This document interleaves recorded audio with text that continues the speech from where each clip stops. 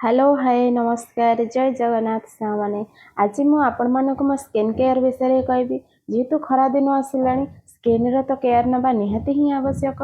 तो मो स्किन रो केयर केमती नौची चलंतु देखिबा। फास्ट मो स्किन पाई मामाअर्थ रो ए 5टी प्रोडक्ट यूज करे। मो स्किन पाई ए प्रोडक्ट बेस्ट आ रिजल्ट भी बहुत ही भल मिले। मामाअर्थ रो मो shampoo serum face wash lip balm आ शीट मास्क यूज करे। तो मार्केट रे तो मते बहुत अफोर्डेबल प्राइस रे मते मिल जाए। आज मु आपण मानक फेस शीट मास्क किपर यूज करंती से विषय रे कहबी चलंतु देखिबा। प्रथमे फेस वॉश साजरे फेस को भल भाबरे मसाज करि नबा। 5 रु 10 मिनट मसाज कर सारा पर ताको भल भाबरे वॉश करि नबा। देखि पड़थिबे वॉश कर सारा पर गोटे भल कॉटन कपड़ा साहाय्य फेसटा को पोछि नबा। देखि पड़थिबे मो स्किन केते ग्लो करूची आ रिजल्ट भी जानी पड़थिबे। तापरे आमे शीट मास्क यूज करेंगे। ए पैकेट भीतर केवल गोटे ही शीट मास्क थाए आ वन टाइम यूज करा जाए। नेक्स्ट टाइम आपको यूज करी हबो नहीं।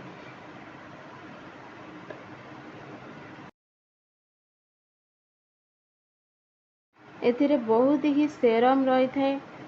देखि पाउथिबे गोटे शीट रे एते सारा सेरम अछि और सेरम को भी आमे स्टोर करी रखी परबा। नेक्स्ट डे रे भी आमे खाली रे यूज करी परबा फेस रे।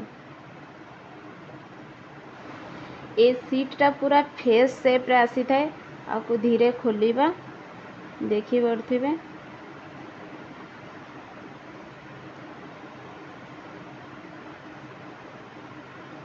देखि पड़थिबे पूरा फेस सेप रे आसीची। आपको भल भाबरे फेस रे पकई दबा टाइट रे।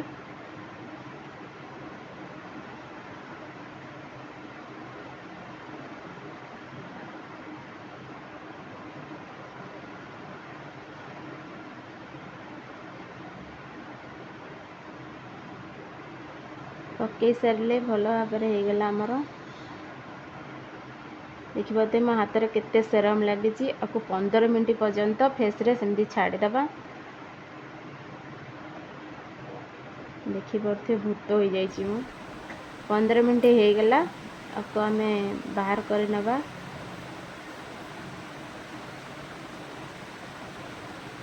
देखि पड़थे मो फेस रे केते सेरम अछि। तो one time use next time आपको यूज करी हबो नहीं। तो फेसटा को भल भाव में जेंटल मसाज कर नबा जेहेतु फेस रे सेरम तक ऑब्जर्व कर जीवो।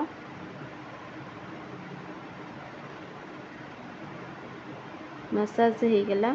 देखि पड़थे केते ग्लो करूची मो फेसटा आ रिजल्ट तो कौन मिले आपण मैंने जानी पारथिबे। मु ता विषय अधिक किसी कहबिनी।